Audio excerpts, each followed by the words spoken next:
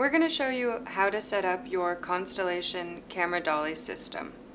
This is the largest model in our Galaxy line, and you can see here the plate, the wheel modules, the trusses, the rails, and your array of mounting options. Like the level 5, we have a number of different flush plates, which are the plates that fit in the middle of the platform. Flat mount flush plate to mount directly to the camera, the Mitchell flush plate, and our donut flush plate. Our donut flush plate accepts 100mm donuts, 75mm donuts, and also a flat mount disc.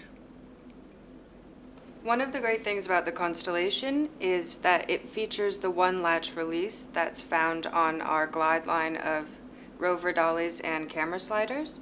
So you can actually use a hi-hat, this is a 100mm, but we have them in all different sizes, and latch it into the plate. You can also attach SRP locking bolts from the underside with your camera hi-hat to lock it down in order to use the Constellation in underslung mode.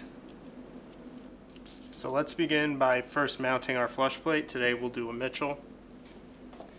The plate fits into the pocket, and we have 8 1/4" 20 screws that go around the perimeter. You can use a 3/16 Allen key to tighten the bolts. The skater modules come with an SRP that's 1 1/4" in length. This threads into the 1/2-13 hole on the top of the turret adapter here, which rotates independently of the wheels. You can see here. In front we have the damper, which moves independently of the entire fork body. This is on a set of springs, and we'll show the significance of this as we set it up. At the top of the turret adapter, you'll notice there's a small key off to the side of the 1/2-13 thread. This key coincides with a number of the mounting points on the plate itself.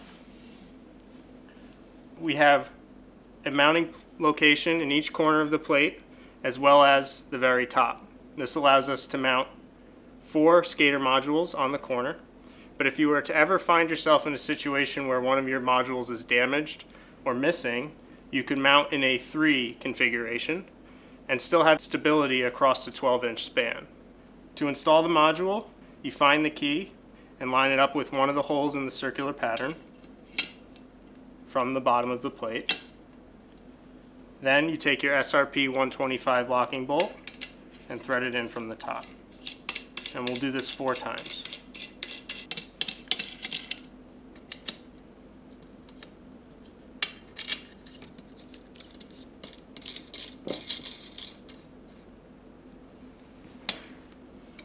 So you can see here we have end trusses and also a middle truss. So we recommend using a middle truss at lengths greater than 5 feet just to prevent any bowing in the rails. These are segments of our custom speed rail, which is centerless ground, polished and anodized for an extremely smooth finish. However, you can just use any standard speed rail track that you might get at a camera equipment house or at a home improvement center. So to put them on the trusses, just undo the wing nuts that are on top, insert the rail span, and lock them down. You'll notice here that we also have holes in the middle which have an 8-inch span, meaning that you can repurpose these same trusses for our Sparkle and Level 5 systems, which have a narrower width. Now that the rails are set up with the trusses, we can put the skater dolly on. The first thing we should notice is that there are 2 wheels on one side of each module and then a single wheel on the outside of each module. We want to make sure that when we're putting the plate on the rails that the single wheel is on the outside of each rail for all 4 modules. So we go through and turn them. We start by hooking the front rail with the outside wheels, and we kind of allow the weight of the plate to push it down and back.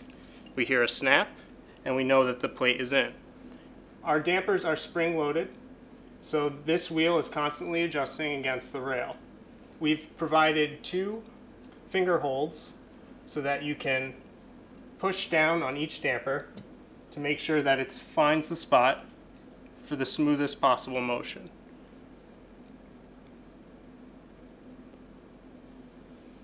We've created extenders that can mount to the plate and then place the module at the end. How it works with our 24-inch extenders. Just follow the same exact procedure, and then you have it set up for a standard 24-inch span track.